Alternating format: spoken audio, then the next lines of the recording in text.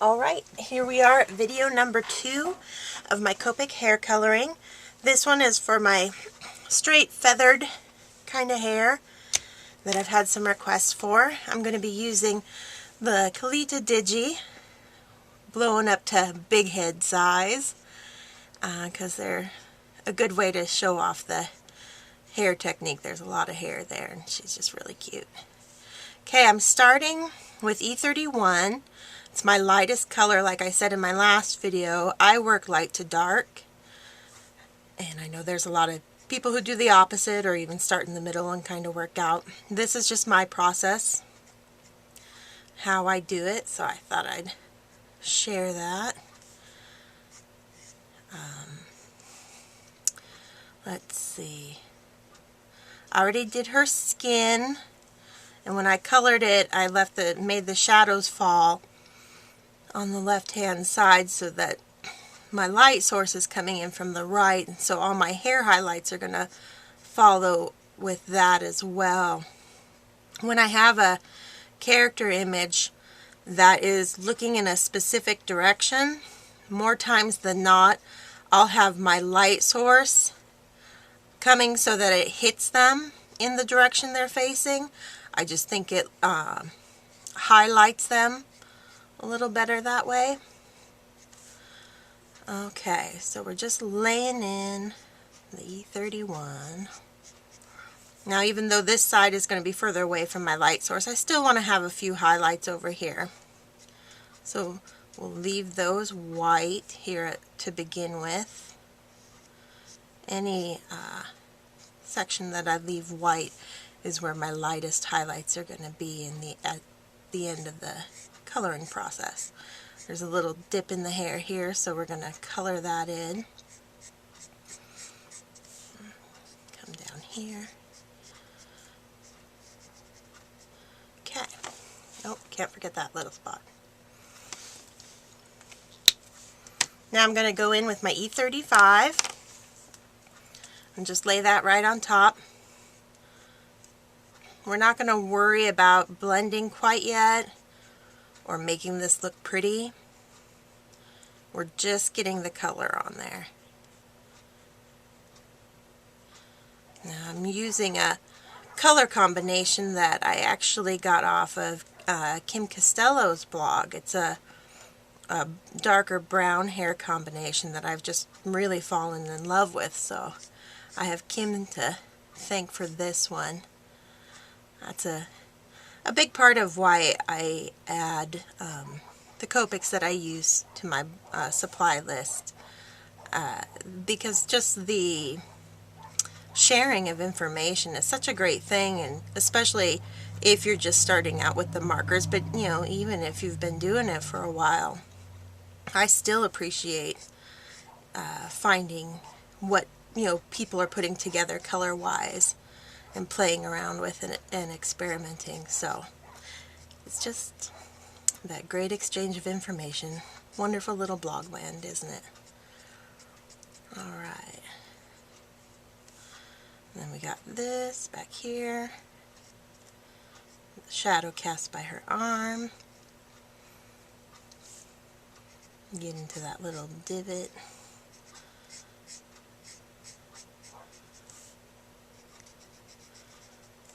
Here.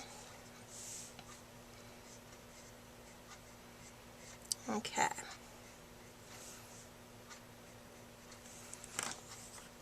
Now I'm going to hit it with E37. Same thing. Laying it right on top of those last two colors. Just getting it in there, deepening these shadows a little bit more.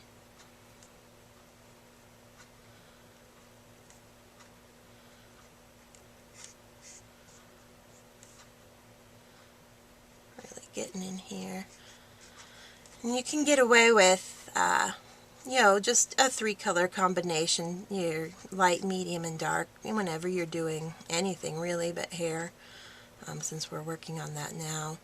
I just find if you can add another color or two into the mix, especially to get the darker ones it really adds to the contrast level on the image, and the more contrast you add, the greater interest you're going to get within the image. I mean, that kind of applies to anything, but you know, our coloring as well when we're making our cards. Our eyes just like the play of contrast, so why not give them what they want to see.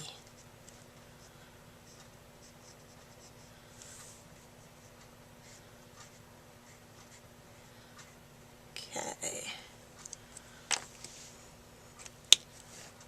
Now I'm going to start getting really dark with the E57. Just laying that in.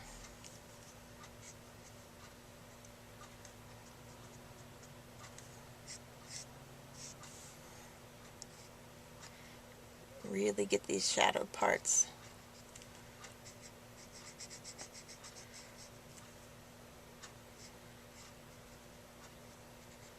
Around her face. It'll frame her really nicely that way. And the shadow that her body's casting over here on this side. And then the shadow from her headscarf.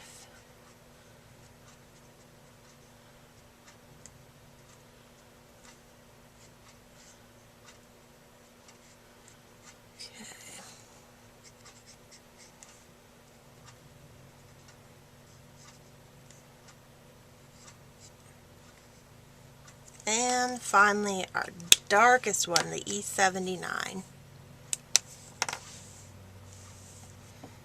And this is just going to be touches added in, not a whole lot of this darkest one.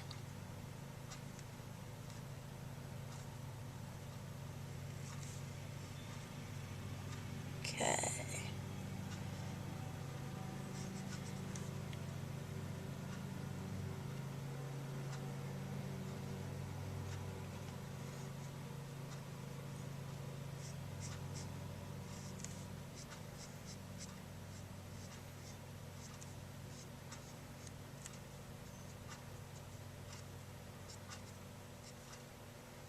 See how it's not looking that great right now, but I promise you it'll get better here real quick. I'm not going from pretty right out of the gate.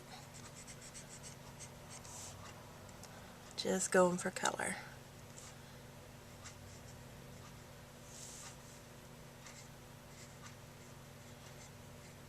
Okay. So now once I've worked my way up from light to dark, I'm going to reverse back down, and this is where I'm going to start blending them together. So I'm hitting that E57 right over that E79 and just start pulling it, blending it through all those colors. Smoothing it all out.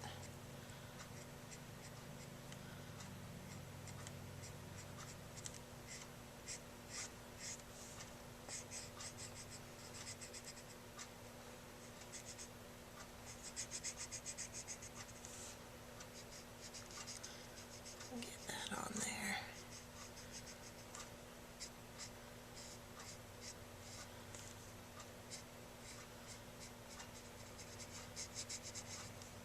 See, now it's starting to look better.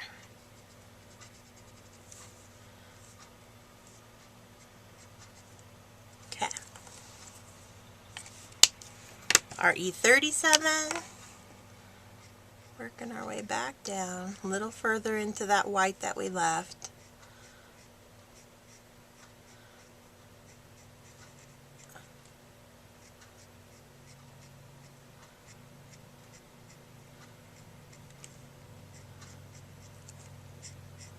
Okay. Pull it down a little farther on this side. Start covering up more of that white.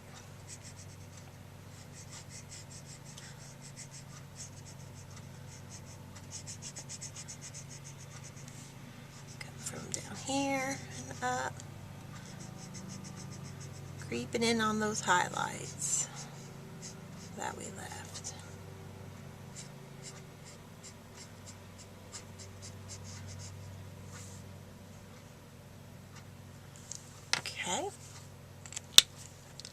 to our E35. And this is almost going to close up that white space that we left. Just little hints of it are we going to leave in there right now. Pull that down further here.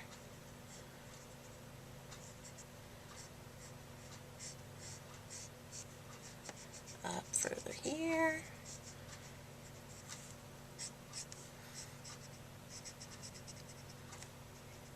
Okay, looking pretty good.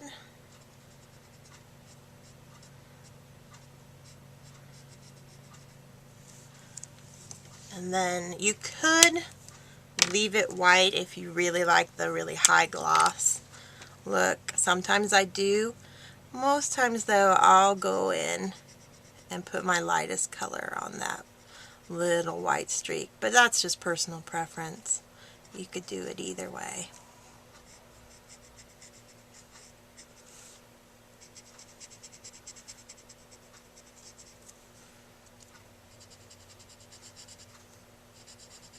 Okay. So now that I've got that all colored in, it's time to create the feathered kind of lines in her hair. So I jump back up to the E79, and with just very light, quick strokes, I'm just going to be flicking the pen across her hair, and the more continuous a stroke, the better. You want long, curving lines to go in the direction that the hair naturally would be curving. So you just kind of take your cue from the image you're working on. And just really light flicks,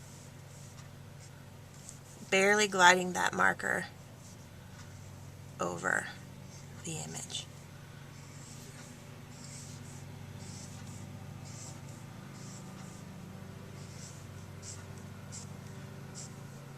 And this is just going to start adding the texture in. And we're not going to blend these lines. They're going to stay as is because we want them to show up.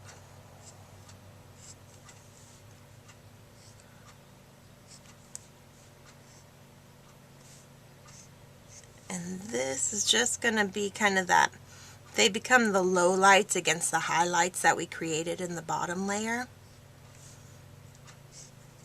And then if you need to, don't be afraid to flip your image upside down to get it going so in the right direction that's easier for your hand to move in.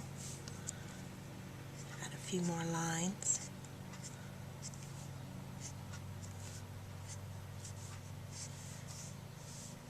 Okay. And then I'm going to go with my E57, the second darkest one, and just add in a few more in between those darkest ones.